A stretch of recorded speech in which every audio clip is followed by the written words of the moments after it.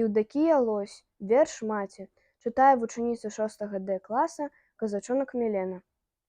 Маці родная, маці мая, покуль буду жывая на свеце, покуль голас мой будзе гучаць, покуль вёсна ідзе ў квецень, буду сэрцам гарачым страчаць. Покуль сонца не згаснага промні, покуль месяца бляск бачу я, ты са мной, буду век цябе помніць, маці родная, маці мая. Ты на шчасце мяне нарадзіла, над калыскай спявала начамі, каб смелай і дужа хадзіла, смела мерала далей вачамі.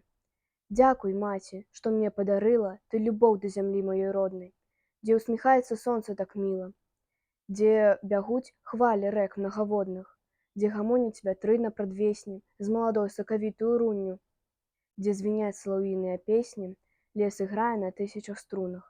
Не бракуе на працы мне сілы, не згінаюся ў цяжкасцях я.